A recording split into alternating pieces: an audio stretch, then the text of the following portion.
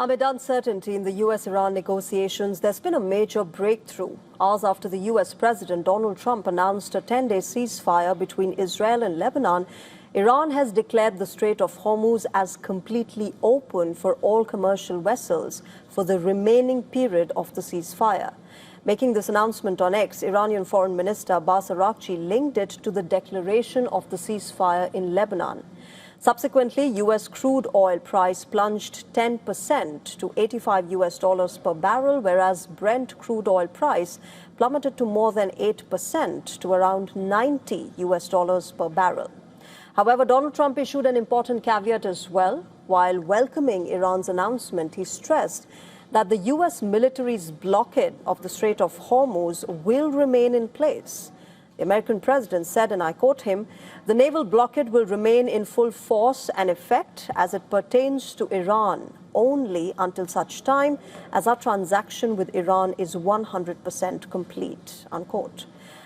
He's also added that the process might end quickly as most sticking points have been negotiated upon. He also thanked Saudi Arabia, the UAE and Qatar for their help. Now, U.S. CENTCOM claims that no ship has evaded American forces during the blockade. It added that 19 ships have complied with the direction from the U.S. forces to turn around and return to Iran. For instance, it released the footage of guided missile destroyer USS Rafael Peralta directing a merchant vessel to return to an Iranian port. After co-hosting a meeting on Hormuz maritime security, France and UK, meanwhile, have welcomed the Iranian announcement of reopening the Strait of Hormuz. The French President Emmanuel Macron announced that a meeting will be held in London next week and that a neutral and independent mission will be set up soon to ensure the Strait of Hormuz remains open. However, Donald Trump again took a dig at NATO. He's claimed to have rejected an offer from NATO to help secure the Hormuz.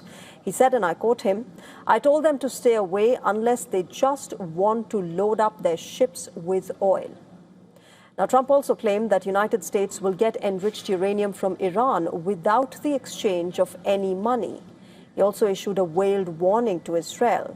I quote him here, "Israel will not be bombing Lebanon any longer. They are prohibited from doing so by the U.S. Enough is enough." Now remember, this assumes significance as the Lebanese army accused Israel of continuing attacks on its soil even after the ceasefire. It also urged citizens to avoid approaching hazardous areas. Remember, smoke was seen rising near the Israel-Lebanon border. Meanwhile, armed group Hezbollah said that it was keeping its finger on the trigger in case of any Israeli violations of the ceasefire. It also claimed to have carried out 2,184 military operations against Israel and its troops inside Lebanon since the beginning of this war. However, Israeli Prime Minister Benjamin Netanyahu remains unfazed amid all of this. He has stressed that his country hasn't finished the job against Hezbollah yet. Earlier, he had revealed that the IDF will maintain presence in a 10-kilometer-long zone inside southern Lebanon. Hezbollah today is a shadow of its former self compared to the twilight days of Nasrallah. But I say honestly, we have not yet finished the job. There are things we plan to do against the remaining rocket and drone threat, and I will not go into detail. Now, Israel's defense minister, Israel Katz, warned that residents returning to South Lebanon will have to leave their houses again if the fighting resumes. The security area between the security zone and the Litani line, which is currently under our fire control, has not yet been cleared of terrorists and weapons. This will have to be carried out either through diplomatic means or by continued IDF army military activity once the ceasefire ends. After the ceasefire, thousands of displaced people have started returning to their villages in southern Lebanon. Visuals showed household goods being loaded onto vehicles and Hezbollah supporters waving the armed group's flag. However, a spate of destruction awaited people who returned home, with piles of rubble visible on the spot where buildings once stood. As per Lebanon's health ministry, 2,196 persons have died due to the war so far, whereas 7,185 others have been injured. Similarly, southern Lebanon's Deir city saw widespread destruction, with Israel destroying 6 residential buildings just prior to the ceasefire. At least 13 people have lost their lives, while 35 others were injured. Emergency workers are still searching the rubble for 15 more missing persons. Despite Donald Trump's optimism on the Iranian front, the possibility of a quick deal is not so straightforward.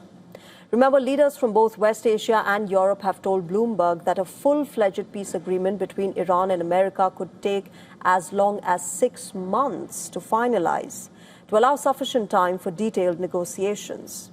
According to Reuters, the media agency, there has been progress in backdoor diplomacy between Tehran and Washington, and an upcoming meeting between the two sides, possibly in Islamabad, has been planned as Donald Trump has alluded. It could lead to the signing of a memorandum of understanding as well.